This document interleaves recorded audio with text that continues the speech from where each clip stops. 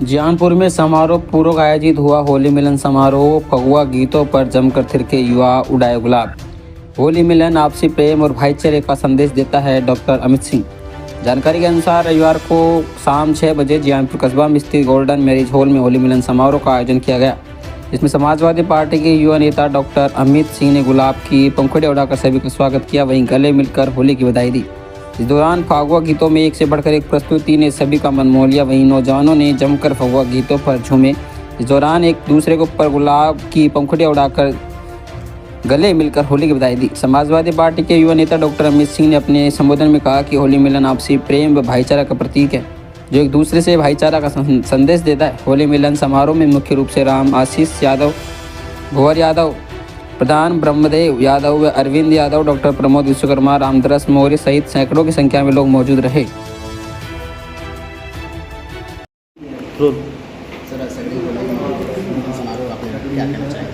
ये होली मिलन समारोह था कि सब लोग, हम जानते हैं कि होली वही भाईचारे और सौहार्द का त्यौहार है। तो ये होली मिलन समारोह करने का मेरा जो मेन मकसद था वो यही था कि सब लोग जुटें। और जानते आप देख रहे होंगे कि मुस्लिम भाई भी जुटे हुए हैं, सब लोग जुटे हुए हैं। तो इससे क्या होता है, ये भाईचारे का संदेश जाता है। और एक सामान्य जन के नाते हम लोग का यही काम है कि देश कैसे एक रहेगा और देश कैसे आगे बढ़ेगा, और कैसे हम लोग जैसे लोग बड़ों का आशीर्वाद भी लेंगे, अपनों का प्यार भी लेंगे, और उनसे हम मार्गदर्शन प्राप्त करें और आगे आने वाली पीढ़ी को हम मार्गदर्शित करें कि कौन सा रास्ता इस देश के लिए सही है। प्यार रहे, सौहार्द रहे, भाईचारा रहे, बस उसी लिए होली मिलन समारोह में फूलों की होली और गुलाल की होली आपके द्वारा खेली गई, और उसमें कुछ माइनॉरिटी के भाई आपके साथ थे, क्या कहना चाहिए उसमें? इस देश की तहजीब यही रही है भाई। हम होली और ईद यूजली आप देखेंगे आसपास पड़ती है। तो होली की गुजिया हमारे मुस्लिम भाई खाएं, ईद की सेवई हम खाएं, यही इस देश ने सिखाया है और हमको यही सीख के आगे बढ़ने की जरूरत है। और कोई भी विभाजनकारी बातें हों, नीतियाँ हों, हमको उससे दूर ही रहना है, क्योंकि नुकसान जो नीचे लोग होते हैं, जो सामान्य जन है हमारे आप जैसे, उन्हीं का होना है। ये हमें ही देखिए, जो लोकतंत्र की गाड़ी है ना, उसके ड्राइवर हम हैं, जनता उसकी ड्राइवर है। गाड़ी सरकार हो सकती है और देश की जनता बताएगी, वो ड्राइवर बताएगा कि गाड़ी किधर चलेगी और किस स्पीड से चलेगी। ये देश की जनता ये चाहती है कि ये देश प्यार, सामाजिक सौहार्द, सामाजिक न्याय, सुरक्षा और विकास पे चले। आप आजमगढ़ जी माने जाने डॉक्टर हैं, और सगड़ी में इस तरह की पूरी व्यवस्था करने का क्या कुछ आगे कुछ प्लान? डायरेक्ट तो हम नहीं कह सकते, मगर क्या प्लान का देखिए क्या है ना, कि अभी तो मैं आ रहा हूँ, मैं सबकी सेवा कर रहा हूँ, और मेरे मन में ऐसा कोई प्लान नहीं कि हाँ मुझे चुनाव ही लड़ना है, कुछ ऐसा नहीं। लेकिन ये है कि समस्याएं बहुत लोगों में चर्चा है कि बराबर आप सैटरडे संडे फील्ड में बराबर मिल रहा है सगड़ी। हाँ, मैं लोगों के लिए करता हूँ, और मेरा ये सौभाग्य, बहुत से लोग खुद मुझसे कहते हैं कि डॉक्टर साहब आप जैसे लोगों की जरूरत है, ये मतलब मेरी खुशकिस्मती है।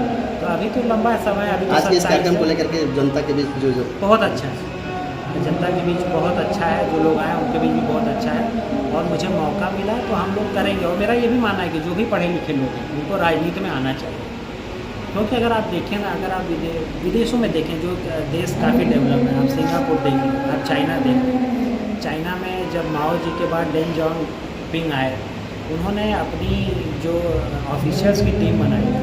पहले क्या होता था कि चाइना में जो लाल है उसके अंदर टैलेंट है कि नहीं है, बस अगर आप लाल वाले हैं तो आपको ले लिया जाता है। पर जब डेन जियाओपिंग आया तो उन्होंने कहा कि नहीं, हमें ऐसे लोग चाहिए जो डॉक्टर्स हो, इंजीनियर्स हो, MBA हो, जो इकोनॉमिक्स समझते हों, जो हिस्ट्री समझते हों, क्योंकि वही लोग हैं जो देश के इंटरनेशनल रिलेशन को, देश का फाइनेंस क्या है, कैसे रोजगार बढ़ाए जा सकते हैं, उन चीज़ों को हल कर सकते हैं।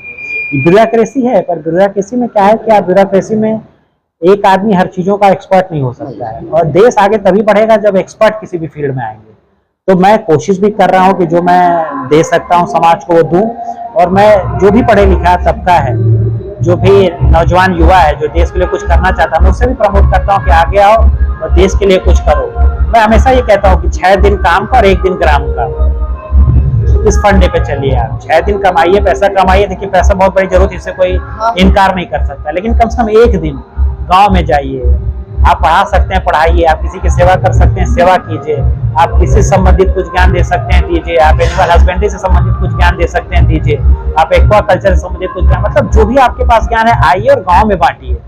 क्योंकि देखिए महात्मा गांधी कहते थे कि भारत की आत्मा गांव में बसती है, और जब तक गांव समृद्ध नहीं होंगे ये देश समृद्ध नहीं होगा। अभी भी 60-70% जो रोजगार है हमारे देश का गांव में भी है। तो हमें बहुत ज़रूरत है कि हम खेती की पैदावार बढ़ाएं, हम फूड प्रोसेसिंग यूनिट लगाएं, हम ढेर सारी डेयरियां लगाएं, हम टेक्सटाइल प्रमोट करें, इलेक्ट्रॉनिक्स प्रमोट करें। ये पढ़े लिखे लोगों से ही होगा। चैनल के माध्यम से लोगों को क्या कहना चाहेंगे सरकार? मैं चैनल के माध्यम से बस यही कहना चाहूँगा कि ये देश का ताना बाना ऐसा रहा है कि ये गंगा जमुनी तहजीब के साथ रहा है, और बहुत सी शक्तियां हैं जो हमको आपको विभाजित करना चाहती हैं, बांटना चाहती हैं। लेकिन हम सब जानते हैं, जो रहते हैं गली मोहल्ले में, ऐसा कौन हिंदू होगा जिसका मुस्लिम मित्र नहीं होगा, या ऐसा कौन सा मुस्लिम भाई होगा जिसका हिंदू मित्र नहीं होगा। और ऐसा तो है नहीं कि वो लड़ रहे हैं। तो नीचे सब कुछ अच्छा है, और हम इस प्यार को बनाए रखें, धीरे धीरे देश को आगे ले जाएं, और उन मुद्दों पे हम ज़्यादा ध्यान दें जो हमारे लिए जरूरी है, देश के लिए जरूरी है, न कि उन मुद्दों को जो हमको विभाजित करते हैं, बांटते हैं, या हमारे मन में एक दूसरे के प्रति वैमनस्य पैदा करते हैं। तो ये हमारी जिम्मेदारी है कि अब देश किधर जाएगा, एक सामान्य जनमानस की जिम्मेदारी है।